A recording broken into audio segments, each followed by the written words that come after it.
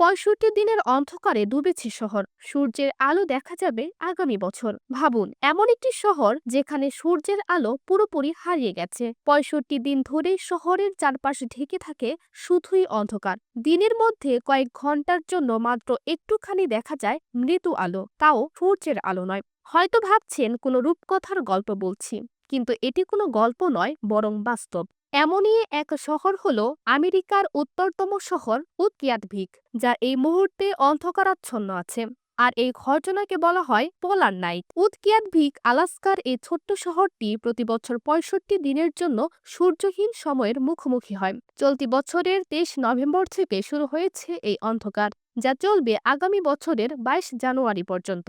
এই সময়ে সূর্য দিগন্তের উপরে ওঠে না, তবে এই অন্ধকার পুরোপুরি রাতের মতো নয়। বাসিন্দারা দিনের মধ্যে কয়েক ঘন্টার জন্য মৃদু আলো উপভোগ করেন। সূর্য দিগন্তের ঠিক নিচে থাকায় এক ধরনের ক্ষীণ আলো চারপাশকে কিছুটা আলোকিত করে তোলে। এটি দিন আর রাতের মাঝামাঝি একটি মায়াবী পরিবেশ তৈরি করে। তবে প্রশ্ন হলো, পোলার নাইট কেন ঘটে?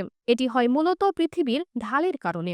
আমাদের পৃথিবী যখন সূর্যের চারপাশে ঘোরে, তখন এটি ২৩.৫ ডিগ্রি কোণে হেলে থাকে। এই ঢালটির জন্য শীতকালে পৃথিবীর উত্তর মেরু সূর্যের দিকে মুখ করে থাকে না, ফলে উত্তর মেরুর কাছাকাছি এলাকাগুলো সরাসরি সূর্যের আলো পায় না। সূর্য দিগন্তের নিচে অবস্থান করে, আর তাই সেখানে দিনের বেলাতেও রাতের মতো অন্ধকার থাকে।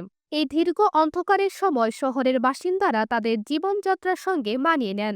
তারা জানেন এই অন্ধকার কেবল একটি ঋতুর অংশ।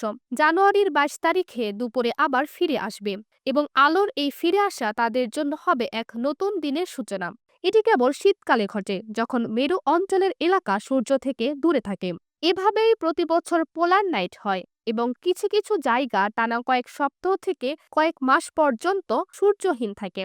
৬৫ দিনের অন্ধকার কাটিয়ে যখন সূর্যের প্রথম কিরণ উদকিয়াটভিকের মাটিতে পড়বে, তখন এটি হবে কেবল আলোর নয়, নতুন জীবনেরও উদযাপন। তামান্না আক্তার মীরা, বিবিসি নিউজ 24।